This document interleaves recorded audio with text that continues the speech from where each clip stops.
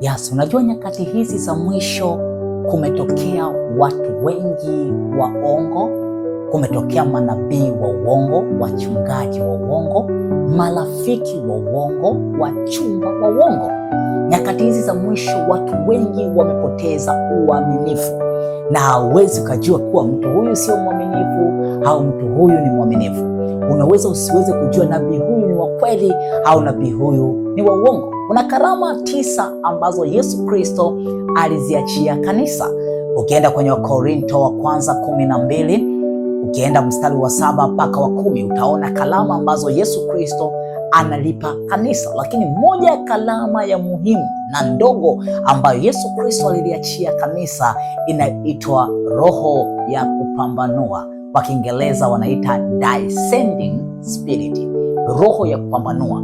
Hii karama ni ya muhimu sana kipindi hichi cha mwisho, kwa sababu itakupa kufahamu na kutambua mtu ambaye uko kwenye maisha kwake anaongozwa na roho gani, au kutambua mtu huyu maneno haya anayoongea ni ya kweli au ni ya uongo.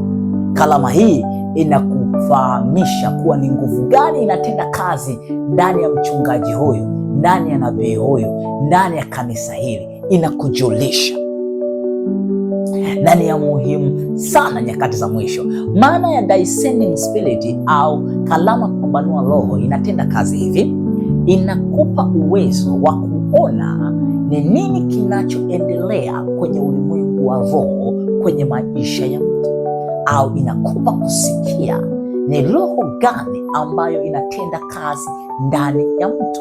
Unapomwona tu mtu unaweza ukatambua mtu huyu kwa maneno haya anayoongea anaongea uongo.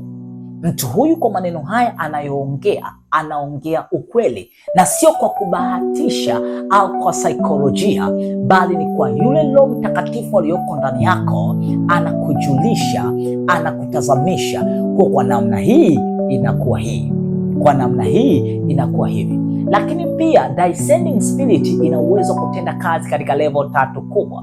Inaweza mwili wako ukatambua, ukawa una saini kwenye mwili wako ambazo zinakujulisha mtu huyu ni wa kweli au namna hii ni ya kweli au namna hii ya uongo. Tunaita body discerning, yani mwili unapambanua.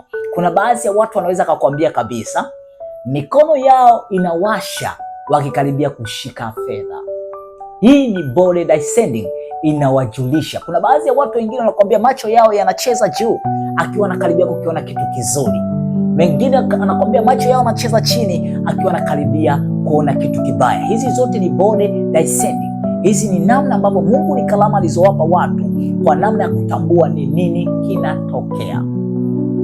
Sijui kama kuna mtu mmoja ananielewa. Karama hii ni ya muhimu sana, na ni bora ukamwomba Mungu akupe karama hii, kwa sababu itakusaidia kuepukana na marafiki wa uongo, kuepukana na watumishi wa uongo, kuepukana na makanisa ya uongo, kuepukana na magrupu yoyote ya uongo na kuwa salama. Utakuwa salama pale ambako roho ya kupambanua itakuwa juu ya maisha yako. I pray for you. Mungu akupe neema ya kudiscern mambo. Shalom.